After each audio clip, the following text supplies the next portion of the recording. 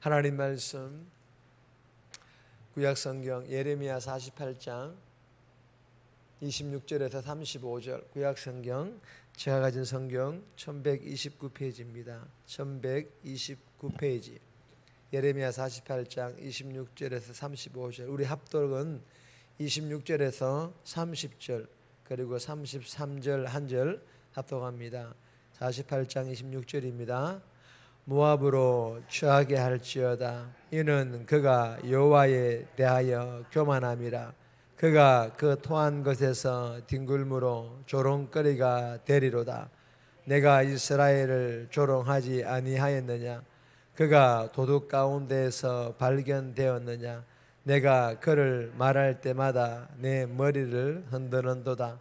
모압 주민들아, 너희는 성읍을 떠나 바위 사이에 살지어다. 출입문 어기 가장자리에 깃들이는 비둘기같이 할지어다. 우리가 모압의 교만함을 들었나니 심한 교만 곧 그의 자고와 오만과 자랑과 그 마음의 교만이로다. 여호와의 말씀이니라. 내가 그의 노여워함의 허탄함을 아노니 그가 자랑하여도 아무것도 성취하지 못하였도다. 33절입니다. 기쁨과 환희가 옥토와 모압 땅에서 빼앗겼도다. 내가 포도주 털에 포도주가 끊어지지 하리니 외치며 밟는 자가 없을 것이라. 그 외침은 즐거운 외침이 되지 못하리로다. 아멘. 오늘 본문의 제목은 모압의 최후 두 번째 시간입니다. 오늘 본문은 하늘을 찌를 듯 높아진 이 교만한 마음으로 이스라엘을 조롱하던 모압을 하나님께서 심판하십니다. 그리고 그들이 섬긴 우상, 즉 거짓 신들에게 제사한 자들 또한 철저한 심판으로 멸절당할 것임을 말씀하시는 그런 내용의 본문입니다. 오늘 이 본문을 통해 우리 계시는 첫 번째 교훈입니다. 교만하면 심판하신다. 교만하면 심판하신다라는 교훈입니다. 26절에서 30절까지인데 26절 말씀 보시면 모압으로 취하게 할지어다. 이는 그가 여호와에 대하여 교만함이라. 그가 그 토한 것에서 뒹굴므로 조롱거리가 되리로다. 여러분 29절에 보시면 29절에서도 우리가 모압의 교만함을 들었나니 심한 교만 곧 그의 자고와 오만과 자랑과 그 마음의 교만이로다. 여러분 이 모압의 교만, 심한 교만 그리고 자고, 오만, 자랑, 교만 뭘 뜻할까요? 다 한마디로 교만을 뜻하는 그런 말입니다. 한마디로 높아질 대로 높아진 모압의 교만함을 말씀하고 있습니다. 그리고 26절을 보세요. 이 모압의 교만함을 누구를 향한 교만인지를 말씀하고 계십니다. 사실 주일 낫네배 나눌 말씀이 이 교만에 대한 이야기인데 주일 낫네배 설교하는 중에 이 말씀과 오버랩이 되어서 같은 말씀이 나와서 제가 이 말씀을 아마 또 주일 낫네배 때 잠시 나눌 것 같습니다. 여러분 그러자 하나님을 향한 이 모압의 교만함에 대하여 조롱거리가 되리로다. 이 말은 온갖 교만에 취하여 이스라엘을 조롱했던 모압이 이제는 자신들이 토한 오물에 뒹구는 추한 모습으로 전락하여 조롱거리의 대상이 되어가지고 조롱거리가 되도록 하시겠다라는 그런 하나님의 말씀입니다. 여러분 조롱거리가 되도록 하겠다라는 것은 하나님께서 모압을 징계, 심판하겠다라는 그런 뜻입니다. 여러분 사실 모압이 자랑했던 것들을 보면 모압이 그들이 잘나서 얻은 것들이 아닙니다. 모압이 부지런해서 얻은 그런 풍요로움도 아니고 모압이 정의로워서 얻은 그런 평화도 아닙니다. 그저 하나님께서 풍요와 평화를 긍휼하심으로 베풀어 주신 하나님의 선물이었습니다.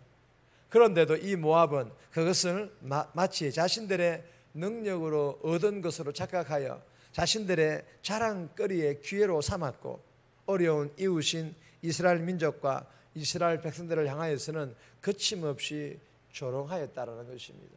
여러분 이 모압은 하나님조차 눈 아래에 두는 자들이었기에 비천한 처지에 이웃을 향하여 얼마나 거들먹거리며 얼마나 조롱하였을지 짐작이 되지 않겠습니까? 사랑하는 여러분, 주시는 교훈이 무엇입니까? 하나님께서는요, 오만방자한 교만한 태도에 대하여 참지 않으신다라는 것입니다. 그리고 교만한 자들을 끌어내리시고 가장 수치스러운 상황에 직면하도록 하시겠다라는 것입니다. 한마디로 교만에 대하여서는 심판하겠다, 징계하겠다라는 하나님의 강력한 의지를 표현하고 있는 그런 본문입니다. 잘 아는 말씀입니다. 잠언 16장 18절입니다. 다 같이 교만은 패망의 선봉이요 교만한 마음은 넘어짐의 앞잡이니라. 여러분, 이 말씀과 이 새벽에 주신 교훈 마음판에 잘 새겨서 오늘 하루도 교만함으로 하나님의 징계가 아니라 겸손함으로 하나님 주시는 복 받아 누릴 수 있기를 주님의 이름으로 축복합니다.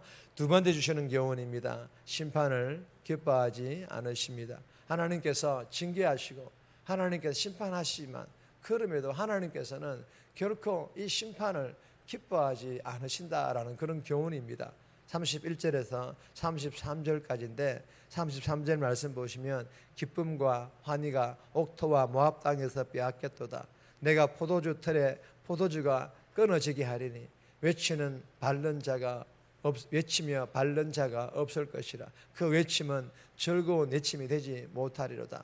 여러분, 하나님의 긍휼로 풍성한 결실과 이로 인한 기쁨과 환희가 가득했던 이 모압 땅에, 그리고 포도주 틀에 포도주를 넣고 즐거워하며 함께 환호 소리를 질렀던 이 기쁨의 소리가 더 이상 들리지 않겠다라는 것입니다.